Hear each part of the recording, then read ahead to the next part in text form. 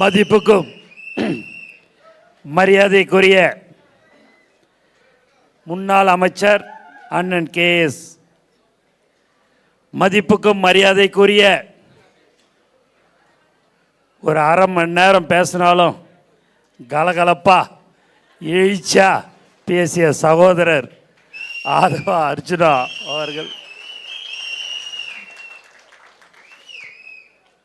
அண்ணன்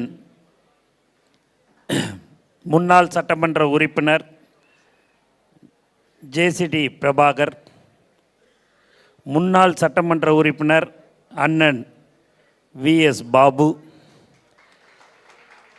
சகோதரர் மரிய வில்சன், சகோதரர் ராஜ்மோகன், டிவிகே ரமேஷ், சகோதரர் ஜெகதீஷ் பாண்டியன் மற்றும் கடினமாக உழைத்து இன்று மாவட்ட செயலாளராக இருக்கும் சகோதரர் சிவா, மாவட்ட செயலாளர் எம்எல் பிரபு, தனிகா, திருமதி இந்திரா தன்ராஜ் மற்றும் மாவட்ட இணைச் செயலாளர் ஜெகன், மாவட்ட பொருளாளர் ரீகன் பாபு, மாவட்ட துணை செயலாளர் செந்தில், மாவட்ட துணை செயலாளர் சரண்யா, மாவட்ட நிர்வாகிகள் கங்காவதி, தேவகி, பவித்ரா, ஷீலா, அருண்குமார், சதீஷ்குமார், கார்த்திகேயன், பெரம்பூர் பகுதி செயலாளர்கள் சவுந்தரராஜன், பாலநாராயணன், ரவிக்குமார், பெரம்பூர் வட்ட செயலாளர்கள் அருண்குமார், புருஷோத்தமன், மணிகண்டன், கலைவேந்தன், மதன், கார்த்திக், அரவிந்தராஜ், தருண்குமார், கமலேஷ், சதீஷ், தினேஷ், வினீத், மணிகண்டன், எம் மணிகண்டன், பெரம்பூர் தொகுதி அணி அமைப்பாளர்கள் லோகநாதன், ஏல் கோபி, பிரசன்ன வெங்கடேஷ், கௌதம், தமிழ்ச்செல்வி மற்றும் தளபதி நெஞ்சில் குடியிருக்கும் தோழர்களே, தாய்மார்களே, உங்கள் அனைவருக்கும் என்னுடைய முதற்கண் வணக்கத்தை தெரிவித்துக் கொள்கிறேன். தமிழ்நாட்டிலேயே பெரம்பூர் சட்டமன்ற தொகுதியினாலே ஒரு தனி சிறப்பு, உழைக்கக்கூடிய ஒரு தொகுதி என்று சொன்னால் அது பெரம்பூர் சட்டமன்ற தொகுதி. அந்த தொகுதியில், இந்த தொகுதியில் 44,000 பேர் உறுப்பினர்கள் இருக்கிறார்கள். 1810 பேர் நம்மளுடைய நிர்வாகிகள் இருந்து கொண்டிருக்கிறார்கள். இந்த தொகுதியில் ஒரு தீர்மானத்தை சகோதரர் அவர்கள் போட்டார். அந்த தீர்மானத்தை நாங்கள் எல்லோரும் மனதார அந்த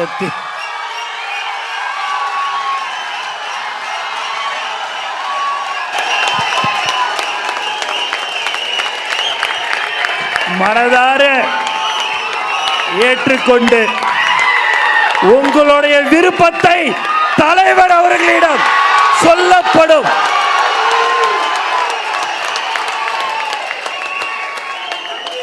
இந்த எழுச்சி 234 தொகுதியில் இருக்க வேண்டும். தீர்மானம் வரைக்கும் நிறைவேற்றணும், இந்த தொகுதியில் இருக்கணும் தலைவர் நீங்க நினைக்கும் போது, இதே மாதிரி 234 தொகுதியிலையும் நம்மளுடைய தோழர்களுடைய எழுச்சி இருக்கும் என்பதில் எந்தவித சந்தேகமும் இல்லை. ஆகவே கண்டிப்பாக உங்களுடைய உணர்வுகளை தலைவர் அவர்களிடம் சொல்லப்படும். அந்த தீர்மானம் கண்டிப்பாக நிறைவேற்றுவோம். நாங்கள் எல்லோரும் சேர்ந்து நாங்கள் தலைவரிடம்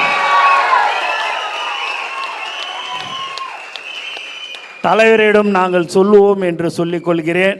அழகாக சொல்லி விட்டுட்டு நல்ல பிள்ளை மாதிரி வந்து உக்காந்துட்டார். பக்குவமாக இதெல்லாம் பார்க்குறாரு. கேஎஸ் அண்ணன் பார்க்குறாரு, என்னடா நடக்குதுங்க, நீங்கள் பாட்டுன்னு பேசுகிறீங்க, நீங்கள் பாட்டுன்னு என்னை வரைக்கும் 5 நிமிஷத்துக்கு மேலே பேசாத, 3 நிமிஷத்துக்கு மேலே பேசாத அப்படின்றீங்க.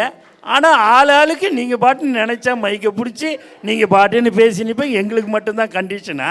எங்களுக்கெல்லாம் பேச தெரியாதா? நான் 9 தடவை நான் சட்டமன்ற உறுப்பினராக இல்லையா? நான் அமைச்சராக இல்லையா? எனக்கு எதுவும் பேச தெரியாதா? நீங்களாவே ஒரு தீர்மானம் போட்டுறீங்க, அதை இன்னான்னுட்டு பண்ணுறீங்க. என்னடா நடக்குதுன்ற மாதிரி தான் எங்கள் அண்ணன் வந்து அது மாதிரி பார்க்குறாரு. பக்கத்தில் பார்த்தீங்கன்னா எதுவுமே தெரியாத மாதிரி அவரோட ஃபோட்டோவை பார்த்துக்கிறீங்களா? குழந்தை பிள்ளை மாதிரி ஒரு சின்ன மூஞ்சத்தான் இருக்கும். அவரை நான் சொல்லணும்னு நான் நினச்சேன் போன மீட்டிங்கில், உங்கள் ஃபோட்டோலாம் கொஞ்சம் நல்லா கொடுங்க, நம்ம சின்ன பிள்ளை மாதிரி இருக்குதுன்னு. சின்ன பிள்ளை தான் இருந்தாலும் குழந்தை மாதிரி இருக்குது அப்படின்னுட்டுன்னு கேஎஸ் அண்ணன் சொல்லுவார், முன்னாள் அமைச்சர் அண்ணன் சொல்லுவார், எனக்கு இந்த கட்சியில் வந்த உடனே ஒரு 20 வயசு குறைஞ்சிடுச்சு அப்படின்னு சொல்லுவார்.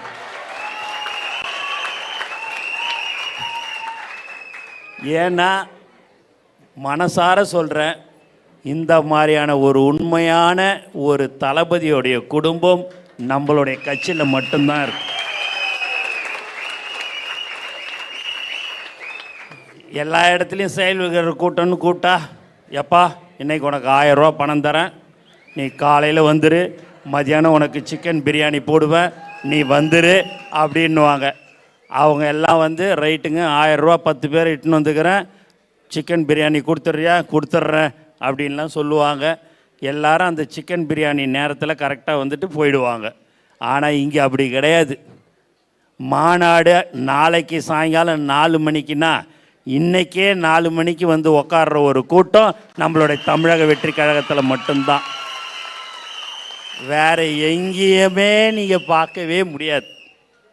இந்த மாதிரியான ஒரு அன்பான கூட்டம், உண்மையான கூட்டம் இருக்கிறது என்று சொன்னால் அது தமிழக வெற்றி கழகத்தில் மட்டும்தான்.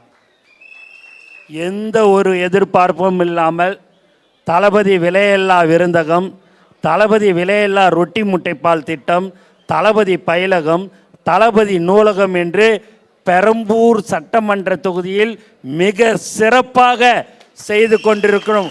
உங்கள் அனைவருக்கும் சிவா சார்பாகவும் உங்கள் அனைவருக்கும் எங்களுடைய மனமார்ந்த வாழ்த்துக்களையும் நான் நன்றியும் தெரிவிச்சுக்கிறேன். எந்த ஒரு திட்டத்தை சொன்னாலும் உடனுக்குடன் செய்யக்கூடிய ஒரு தொகுதி எது என்று சொன்னால் அது பெரம்பூர் சட்டமன்ற தொகுதி தான்.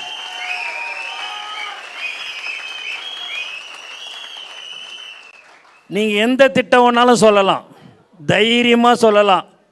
நாளைக்கு சிவாட்ட நான் முந்தா நாள் தான் சொன்னேன் மீட்டிங் இதை மாதிரி போடணும் இன்னைக்கு அப்படின்ட்டுன்னு சொன்னேன். செயல் வீரர் கூட்டம் கண்டிப்பான மண்டபத்தை பார்த்துட்றேண்ணே அப்படின்னாப்புல. இன்னும் ஒரு கண்டிஷன் போட்டாப்புல, மதியானம் 2 மணி வரைக்கும் தானே, சாயங்காலம் இங்கே ரிசப்ஷன் இருக்குது, அதுக்குள்ளே முடிச்சிடலாமான்னாரு. நீ சொல்லு 2 மணிக்குள்ளே நாங்கள் முடிச்சிடுறோம் நீ அப்படின்னா உடனே மண்டபத்தை பார்த்து உடனே உங்களை சொன்ன உடனே வந்து ஒரு அன்பான ஒரு கூட்டம் என்று சொன்னால் இதுதான் தளபதி மேல் வைத்திருக்கிற பாசத்தின் காரணமாக, அன்பின் காரணமாக ஒரு கூட்டம்தான் நம்மளுடைய தமிழக வெற்றி கழகத்தின் கூட்டம். நம்மளுடைய உயிர் மூச்சு நாடி அனைத்தும் தலைவர் தளபதி தான். அதனால் இந்த சென்னையில் 16 தொகுதியும் தளபதி கோட்டையாக கண்டிப்பாக இருக்கும் என்பதில் எந்தவித சந்தேகமும் இல்லை. நமக்கு 44,000 பேர் உறுப்பினர் இருக்கிறாங்க. அந்த 44,000 பேர் உறுப்பினர் கூட இன்னொருத்தவங்க போய் ஓட்டு போட்டாலே நமக்கு வெற்றி நிச்சயம் என்பதில் எந்தவித சந்தேகமும் இல்லை. இந்த 44,000 பேரை நீங்கள் எல்லோரும் கண்டிப்பாக சந்திக்க வேண்டும். யார் அந்த 44,000 பேர் உறுப்பினர் இருக்கிறார்களோ நான் சொல்லிக்கொள்கிறேன், அவர்களை நீங்கள் வீடு வீடாக சென்று சந்திக்க வேண்டும் என்று நான் மாவட்ட செயலாளர் சிவா அவர்களை நான் கேட்டுக்கொள்கிறேன். ஒரு 200 பேர் 300 பேர் இங்கே இருக்கிறவங்க ஒருத்தவங்க ஒரு 500 பேரை போய் நீங்கள் கண்டிப்பாக அவங்கள போய் பார்க்க வேண்டும் என்று நான் உங்களை அன்புடன் கேட்டுக்கொள்கிறேன். மேலும் இங்கே பல வருடங்களாக பட்டா என்பது காந்தி நகர், ஷர்மா நகர்லாம் பார்த்திங்கன்னா 30-35 வருடமாக இருந்து கொண்டிருக்கிறார்கள். அவர்களுக்கு பட்டா வழங்கவில்லை என்று பொதுமக்கள் நம்மிடம் சொல்லியிருக்கிறார்கள். அந்த பொதுமக்களிடம் நீங்கள் தாராளமாக தைரியமாக சொல்லுங்கள், ஜூலை மாதத்திற்குள் பட்டா வழங்கப்படும். எங்கள் தலைவர் தளபதி முதலமைச்சர் ஆனவுடன் உங்களுக்கு பட்டா ஜூலை மாதத்துக்குள் நாங்கள் வாங்கி தரோம். எங்கள் தலைவரிடம் சொல்லி நாங்கள் அதை பெற்றுத்தரோம் என்று தைரியமாக சொல்கள். ஏனென்று சொன்னால் தலைவர் அவர்கள் மக்களுக்கு சேவை செய்யத்தான் வருகிறார் ஒழிய ஊழல் செய்ய அல்ல. ஊழல் செய்யவும் மாட்டார். ஊழல் செய்யவும் நம்மளை யாரையும் விட மாட்டார். ஊழல் யார் செய்தாலும் சரி அவர்கள் மீது கடுமையான நடவடிக்கை எடுக்கக்கூடிய ஒரு தலைவராக நம் தலைவர் தளபதி இருப்பார். கொசு தொல்லை அதிகமாக இருக்குதுன்னு சொன்னாங்க.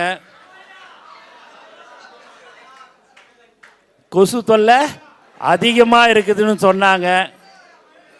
அது கட்சிக்காரங்க மற்ற கட்சிக்காரங்களுடைய கொசு தொல்லையா இல்லை உண்மையான கொசு தொல்லையான்னு தெரியாது. அந்த கொசு தொல்லையெல்லாம் கண்டிப்பாக நாளையிலிருந்து கொசு மருந்து அடிக்கிற மிஷினை சிவா அவர்கள் வாங்கி ஒரு 10 இடத்துல கொசு மருந்து அடிப்பார் என்பதையும் இந்த நேரத்தில் தெரிவிச்சுக்கிறேன். வெயில் காலம்லாம் ஆரம்பிச்சிடுச்சு. எங்கே பார்த்தாலும் தண்ணி கஷ்டம் இருக்கக்கூடாது. டேங்கர்லாம் வைப்பாங்க. அந்த டேங்க்லாம் வைக்கிறேன்னு சொன்னார் இங்கே இருக்கிற சட்டமன்ற உறுப்பினர். இது வரைக்கும் வைக்கலை. நம்மளால் முடிஞ்சதை நாம் இன்னும் ஒரு 15 நாளில் தான் நம்ம வைக்கலாம் முடியும். அதுக்கு அடுத்தலாம் கோட் ஆஃப் கான்டாக்ட்னு சொல்லிடுவாங்க. முதலே நமக்குனாலே எந்த பர்மிஷனும் கிடைக்காது. அதில் இப்போ வேறு கோட் ஆஃப் கான்டாக்ட்லாம் வந்துடும். முடிந்த அளவுக்கு குடிநீர் டேங்குகளும் வைக்கப்படும் என்பதையும் சந்தோஷத்துடன் தெரிவித்துக் கொள்கிறேன். பெரம்பூர் தொகுதியில் ரொம்ப சாலை வசதி எல்லாமே இல்லை என்பதையும் மக்களுடைய குறைகள், அதையும் நிறைவேற்றி தரப்படும் என்பதையும் இந்த நேரத்தில் தெரிவிச்சுக்கிறேன்.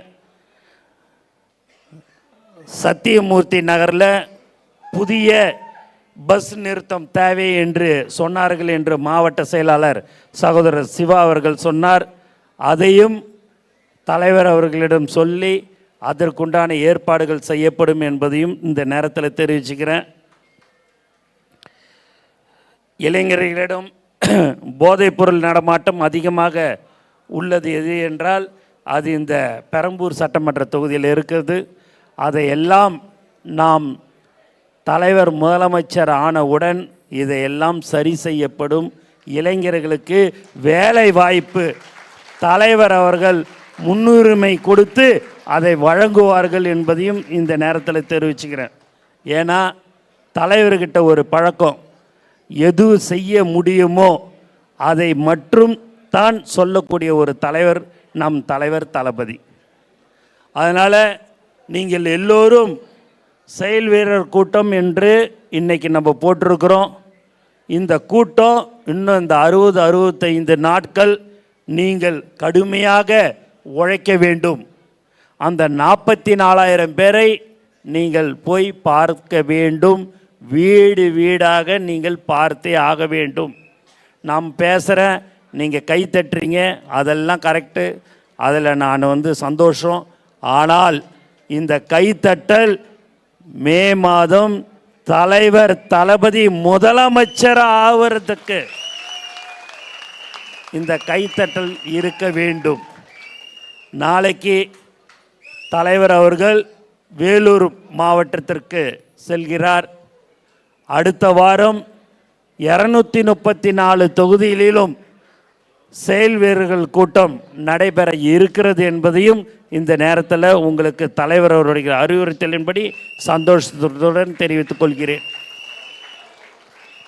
எல்லா இடத்துலையும் நம்ம செயல் வீரர் கூட்டம் போடுறோம். உண்மையாகவே முதல்ல பெரம்பூர் சட்டமன்ற தொகுதியில் முதல்ல ராசியான ஒரு தொகுதி பெரம்பூர் சட்டமன்ற தொகுதி. அந்த ராசியான அவர் சொன்னார், எனக்கு அந்த வாஸ்து மேலாம் நம்பிக்கை இல்லைன்னு. எனக்கு நம்பிக்கை இருக்குது. நம்மளுடைய தொகுதி பெரம்பூர் சட்டமன்ற தொகுதி ஒரு ராசியான தொகுதி. அழகாக எல்லாத்தையும் சொல்லிவிட்டு நல்ல பிள்ளை மாதிரி போய் உக்காந்துக்கினாரு. ஆகவே எல்லாருமே முன்னாடி வந்துட்டாங்க. பேட்டி கேட்குறதுக்கு அவர் பதில் சொல்லுவார். அவர் தான் அதெல்லாம் பதில் சொல்லணும். நாங்கள் கேஎஸ் அண்ணன் செங்கண்ணன்னுவார். அவங்க தான் மேடையில் இருக்கிறவங்க தான் பதில் சொல்லணும். நமக்கு இந்த பேட்டினாலே ஒரு அலர்ஜி. நான் பாட்டி இறங்கி இப்படி நான் போயிடுவேன். அதெல்லாம் அவங்க இருக்கிறாரு, எங்கள் அண்ணன்லாம் இருக்கிறாங்க, அவங்க அதெல்லாம் பேட்டிலாம் கொடுத்துருவாங்க. பாபு அண்ணனும் ரொம்ப திறமையாக பேசினார். எல்லாரும் அவங்களுக்கெல்லாம் அனுபவம் இருக்கிறது. முன்னாள் அமைச்சர் அண்ணன் அவர்களுக்கும் இங்கே இருக்கிற முன்னாள் சட்டமன்ற உறுப்பினர்களுக்கும் அனுபவம் இருக்கிறது. அவங்களுடைய அனுபவத்தை எல்லாம் நாம் எப்படி செயல்படுத்த வேண்டும் என்று அவர்களிடம் நாம் கேட்டு நம்மளுடைய பெரம்பூர் சட்டமன்ற தொகுதி தளபதியுடைய கோட்டையாக இருக்க வேண்டும் என்று கேட்டுக்கொண்டு எனக்கு வாய்ப்பு கொடுத்த அனைத்து நல்ல உள்ளங்களுக்கும் நன்றி கூறி விடைபெறுகிறேன். நன்றி, வணக்கம்.